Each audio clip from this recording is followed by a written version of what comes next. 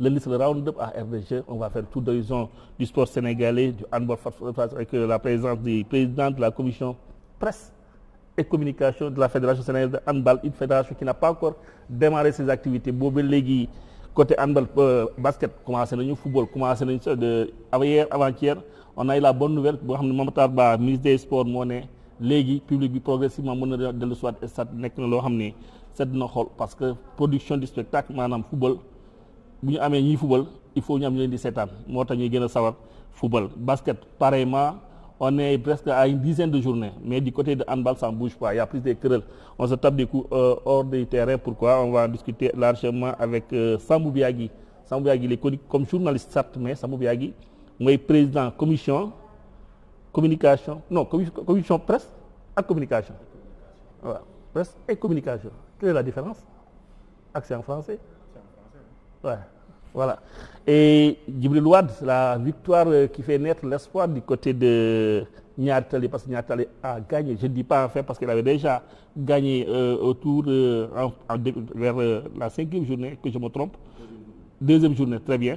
Aujourd'hui, Niary Tally a sa deuxième victoire. Je pense une victoire qui fait naître l'espoir du côté de Niary Tally, je me répète, parce que tout simplement, il y a le terrain à côté. Ce qui me fait dire que Niary Tally en phase de modernisation, parce que tey boo demee am nga am sa bopp sa pelouse vraiment gàcce gaarama je dirais, mais da ngay wàcc coono parce que louer chaque jour infrastructure sportive maanaam stade pour nga tàggat entraîner dafa metti, paysans yi sonn nañ trop. Aujourd'hui avec la pelouse, Djibril Wade va souffler. Comment il compte réaliser? Djibril Wade qui a engagé Badara Sarr comme directeur technique, yooyu yëpp nekk na ay projets yoo xam ne je pense que un projet olympique la, je veux dire, parce que c'est pour 4 ans de gestion pour construire une grande équipe. dañ si waxtaan ak moom mais surtout Djibril Wade aussi dañuy xelal parce que li am côté Rabat depuis vendredi Infantino ñu ngi koy wax.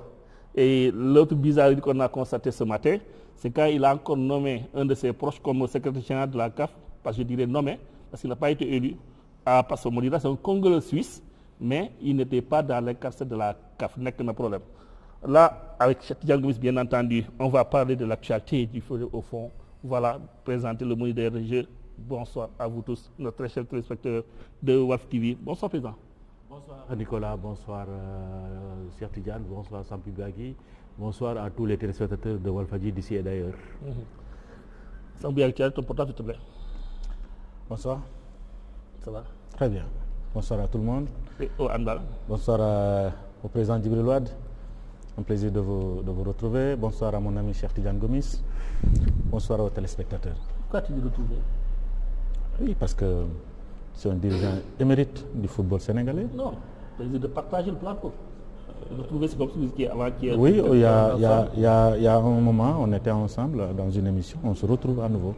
Ok. Donc c'est un plaisir de retrouver. Partager encore ce plateau avec Non, je le retrouve. Ok. Cheikh Tidiane Gomis, lui c'est mon ami.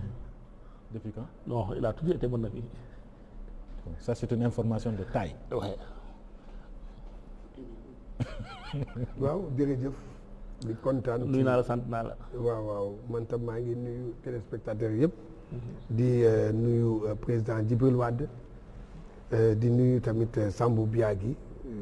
yaakaar rek lépp lu ñu fi wax rek dañ ko wax rek pour defar waxuñu ko rek pour ŋaññe kenn bëgg rek sportu Sénégal avancé. yow bi nga nekkoon école daan nga croiser les bras. Non, c'est une belle position. C'est une très belle position, très sage. waaw tàmmal la rek xam nga tàmmal la ñu bëri dañ ma koy wax nee nañu yaa dàq croiser les bras yi waaye tàmmal la rek. du dara dama ne ndax bi nga nekkoon école bi ngay jàng daa nga ko def. waaw dama yaru. waaw ma correct. loolu am na voilà correct et compétent. waaw en tout cas daal correct naa. waaw dañ maa yar. week-end bi lan moo gën a marqué dans le domaine du sport Cheikh Tidiane Gomis. li ma gën a marqué ci week-end bi. bon parce que moom mooy maanaam xam nga nu mu ko mënee tuddee parce que maa ngi jéem a ut naka laa ko mën a qualifier ba léegi lu ma wax rek dama koy xeeb. billaahi wallaahi non doo dégg li ma xalaat ci maanaam li xew ajjuma fële ca Rabat lu ma ci mën de wax rek dama koy xeeb naa lépp ut naa moo bu nekk damay jël benn kii boo xam ne dama koy jëlee ci benn émission qualificatif waaw émission Canal ci les grandes bouches mu ngi am ci samedi bi foofu ñi qualifié nit ñu qualifié même ñoom dañu amoon problème pour qualifier ñiy wax mascarade la ñiy wax mais non mais tubaab yi man li ma gën a metti ay tubaab di koy wax li xewoon à Rabat vraiment man je non vraiment ci moment yi ma koy seetaan di seetaan ñii ñu wax dégg nga et surtout quand Philippe Doucet wax ne mu ne en Afrique ci football Afrique amul démocratie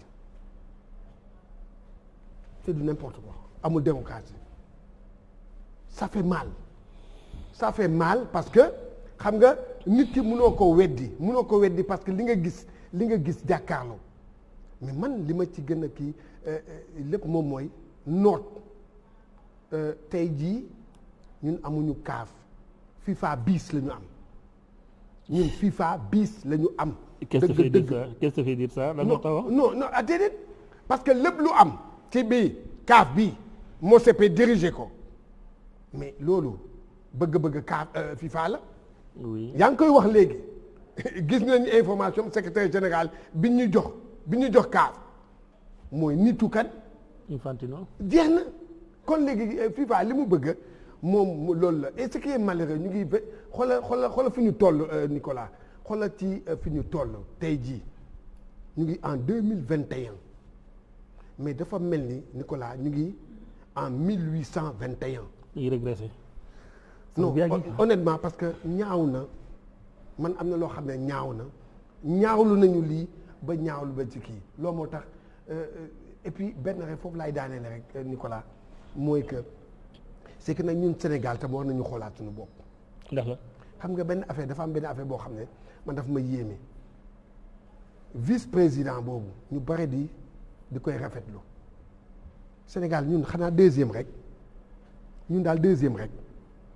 ñun deuxième rek dafa mel ni deuxième ñun amuñu ambition billaahi boo amee ambition di nga xam ne que lii ñu teg nii CAF bii yow waroon nga ko mën a yore yow man faraluma kii damay wax li nga xam ne moo am objectivement nga jël koo xam ne xamul dara ci football même club am bi mu yore fële Afrique du Sud sax dafa dem ba ci bi li mu seetaan ay match sax barewul da ko def noonu rek pour le plaisir noonu rek ànd ci ak doomam xamul dara ci football ñu jël ko teg ko ci kaw ay nit yoo xam ne ñu ngi ci biir football bi yàgg ci football bi même bu dee Augustin bi mu duggee ci comité exécutif bi yàggul mais dafa yàgg foofu yàgg na fa xam na. daaneel nga. ah daaneel nga. Sow yaa ngi tu partages ton avis. Oui, je partage une partie, mais moi je vais au-delà même. dellusel. Parce que tout simplement man à 3 niveaux lay analyser affaire bi. Première analyse bi may def mooy c'est une bonne chose. C'est-à-dire mooy bonne chose. mooy que ni le fait que le Sénégal retrouve ou alors le Sénégal jël place bi nga xamante ne moom lañ ko jox au niveau de la Confédération africaine. C'est la première fois ñuy atteindre poste bi. Il faut justement préciser. Justement parce que xam nga lu tax ma analyser ko foofu. parce que dañoo yàgg wax ne ñun ñu ngi am na CAF lu mu ñuy teg am na lu ñuy teg c'est parce qu'on a personne. au niveau de la CAF. yàlla def na ci lu ñu ko defee nii ak nu ñu ko mënti defee on a quelqu'un qui est la deuxième personnalité de cette confédération ça c'est mooy première am na analyse bu njëkk bi ma ciy def. Deuxième analyse bi ma ciy def mooy que ni le président Infantino a voulu jouer, il a failli perdre, il s'est rectifié. mooy lan mooy configuration bi ñu gis nii ak campagne bi mu tàmbali woon xam naa ne dem na ba moom sax mu jàpp ne bu fekkente ne élection la ñu dem moom candidat am dafay perte mooy Motsepe. su Motsepe bu amoon garantie que Motsepe mën na gagner élection bi. dañuy dem élection mais jàpp na ne puisqu'il a fait une campagne déguisée dafa dem ba ci biir mu jàpp ne bu ñu demee élection ci anam bii moom son candidat dafay perte et ki nga xamante ne moom moo positionné woon c'était maître Augustin Senghor mooy deuxième volet de l'analyse. Troisième volet bi mooy que ne tout simplement et c'est là que je rejoins véritablement l'analyse de Gomis. Avons-nous finalement une confédération africaine où nous avons une commission de la FIFA? Commission, Parce que c'est trop dire. Non, c'est commission. Je vais m'expliquer. Je vais m'expliquer. Parce que xam nga lu tax. mun nga wax sa section. waaw parce que xam nga lu tax. Infantino lu mu def au niveau de cette élection ñemewu ko def au niveau des autres confédérations. Non. 4 autres confédérations ñemewu ko def mais xam nga sànq maa lay wax ni aujourd'hui dans le monde actuellement surtout dans le sport il y a 2 choses qu'il faut avoir fondamentalement il faut avoir de l'argent. soo ko amul nga mën lobby. les 2. Infantino amul xaalis Motsepe bari na xaalis mu xam ne ñun ñaar ñi bu ñu àndee la nga xamante ne man loolu laa bëgg moom FIFA dinaa ko am parce que Motsepe comment s'appelle Infantino président FIFA lobby bu mu def nii yëpp au niveau de la confédération boppam la koy defal. Merci. Parce que il veut sauver aujourd'hui sa tête au niveau de la FIFA tey jii bu fekkente ne il n'a pas la confédération il n'a pas une personnalité comme Motsepe qui a des milliards li nga xamante ne moom lañ koy toppee au niveau de la CAF dafay daanu.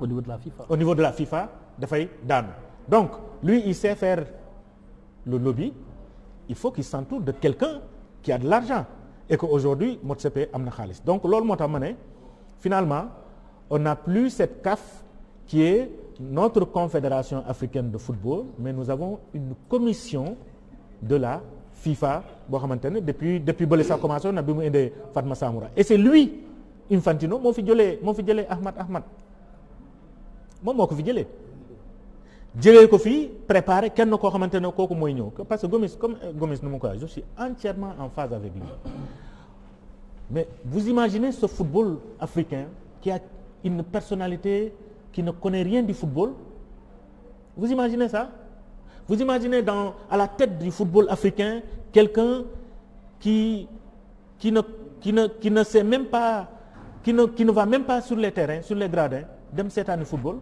kan moo la du seetaan football. yow Motsepe day seetaan football. fan la seetaani football yow gis nga ko gis nga. man Sénégal daa dëkk. non defal nànk. son équipe am Sundows ñaata yoon la joué fii Coupe d'Afrique. tu as une fois gagné na. gagné na waxuma la gagnewul. li ma lay wax non c'est des seetaan match. non c'est-à-dire Nicolas day seetaan match. Nicolas ñun du ñu waxantu. xam nga matchu Mamani xaw ma Sundows xaw ma lan gis nga Nicolas Ligue des champions du tey la Mamadi Sundows su ñëw Ligue des champions. 2016 la ko jël. non attends waaw yooyu yi muy ñëw yëpp xam nga fan ne mooy bi mu koy jël final. 2016. dama ne yooyu yëpp booy xoolaat il est abonné absent talu ko mën naa ko wax. xoolal non xam nga yàlla def na ñun dañuy seetaan yow boo fekkee seetaan ñun ñu ngi seetaan gis nga Mamelodi Sundowns xam nga kañ nga xam Motsepe bi mu ne candidat 90% des sportifs ci lañ xam Motsepe. mois de novembre. 90% la ñu xam defal nank rek et il a dit quelque chose de très important boo xamante ne man dama koy teg ci table bi vous ne pouvez pas aujourd'hui dire maintenant les gens vont me dire non xam nga kii amul xaalis il faut CAF dafa soxla xaalis je suis entièrement d'accord mais dama la ne quelqu'un qui est dans le comité exécutif quelqu'un qui connaît comment le football africain fonctionne comment cette instance fonctionne et qui est candidat bu fekkente ne véritablement yow da nga bëgg mu dox wutoo ci leneen kooku ngay jàppale parce que Augustin Senghor était dans le comité exécutif n'oublions pas ça. vous choisissez quelqu'un le candidat du comité exécutif c'est le candidat de la CAF. déggoo lu ma la wax dama la ne est-ce que Motsepe il était dans la même position. Motsepe n'était pas là. merci. alors ma dellu ci sama première analyse waaw non ma dellu sama première analyse par rapport en tout cas au fait que aujourd'hui le Sénégal Augustin Senghor jël place bi jël la deuxième place xam nga ça va nous permettre aujourd'hui de légitimer certaines choses parce que à chaque fois muy en club muy en équipe nationale muy en petite catégorie saa yu ñu defee erreur benn bu ndaw amee rek dañuy naan c'est parce que on n'a personne au niveau de la CAF. Maintenant on l'a parce que xam nga lu tax c'est très important ce poste est très important xam nga lu tax c'est important gis nga comment ça s'appelle Ahmad Ahmad s'il n'était pas président de la confédération Madagascar du mës a jouer waxuma du mës a jouer de waaye joué gul d'abord CAN. C'est parce que Ahmad Ahmad qui est malgache il est devenu président de la confédération loolu moo tax Madagascar joué. une phase finale de CAN. Non, c'est pas hors sujet. Non, je veux dire que Madagascar n'a pas mérité sa qualification. Ça devait être autre chose. Si c'était pas 24 équipes, Madagascar doit jouer CAN. Ah, ok. Quand même. 24 équipes. Qui a amené ça? D'accord. Qui a amené les 24 équipes? C'est lui. moom li mu wax tamit. am na wala amul nag. Refonte la. Président. On a changé les règles en pleine compétition. Et on a boobu Madagascar fu mu nekkoon.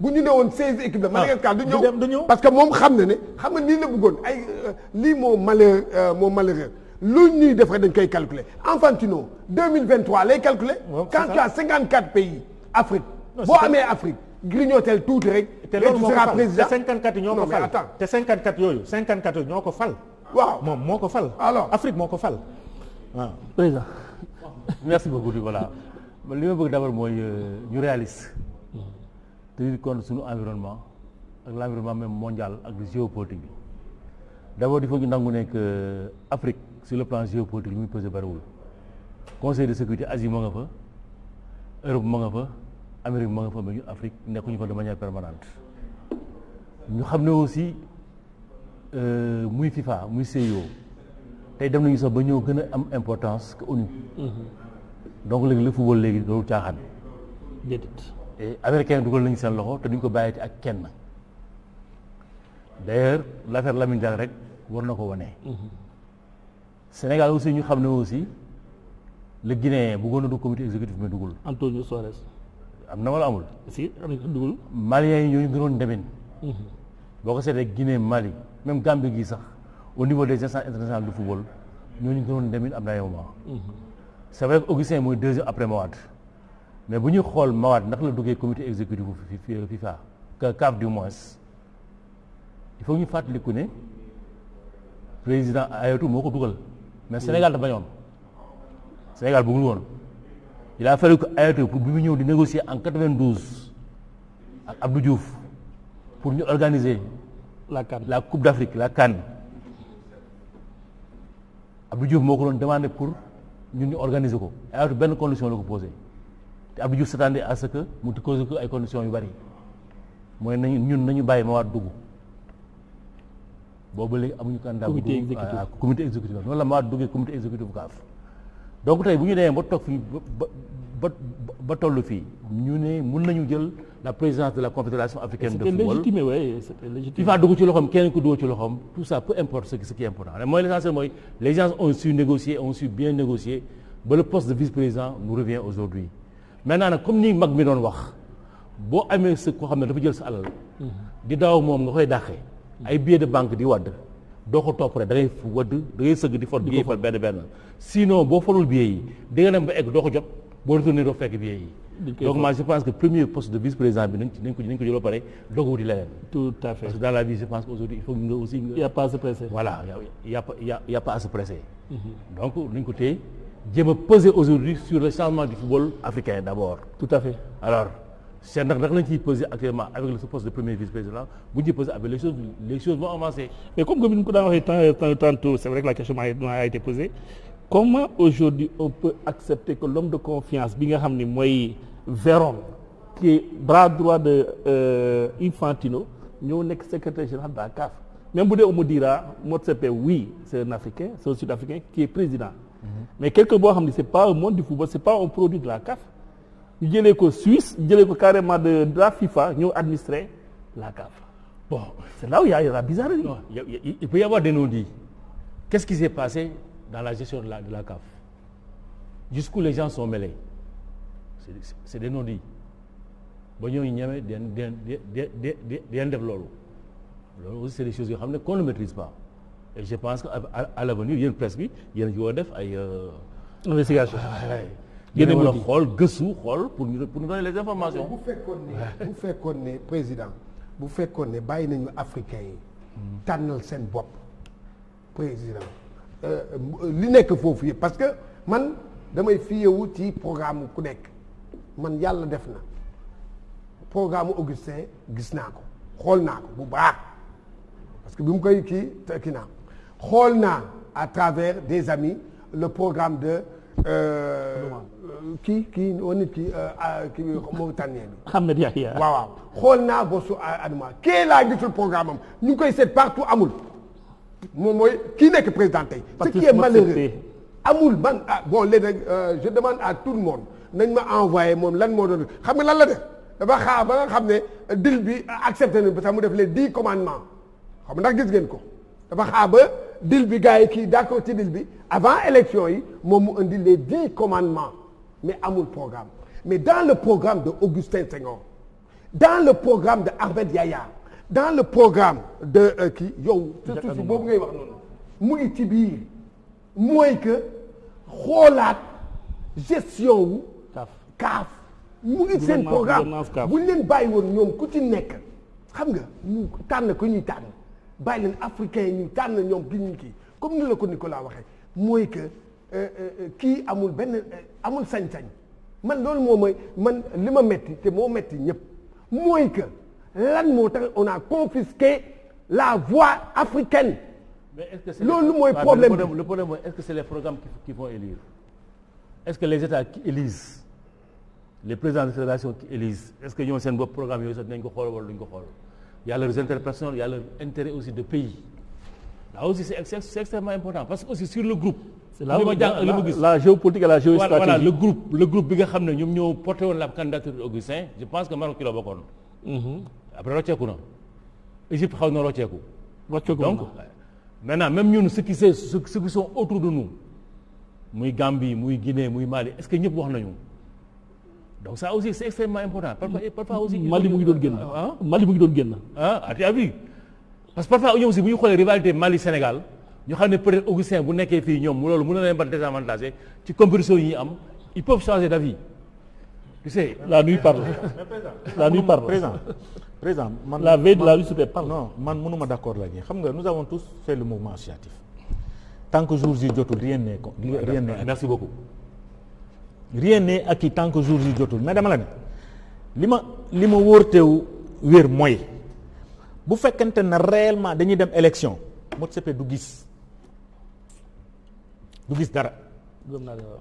li ngeen di wax retiré wu nañ yëpp ñoo ñu ngi retiré mais am na ñu doon dugg dama la ne Infantino il peut pas faire le tour de l'Afrique ba pare dajee fële nu mu tudd Maroc naan dañuy def le protocole de Rabat ça sert à quoi bu fekkente ne son candidat il n'a pas de programme parce que moom il savait déjà dès le départ parce que Infantino moo ko proposé viens nga nekk candidat il savait déjà que il allait passer donc il n'a pas besoin de gaspiller son argent il n'a pas besoin de faire le tour du monde il n'a pas besoin de ça li mu soxla woon mooy le lobbying de Infantino te am na ko le reste il a de l'argent maintenant benn aspect bu am solo xam nga tey bu fekkente ne réellement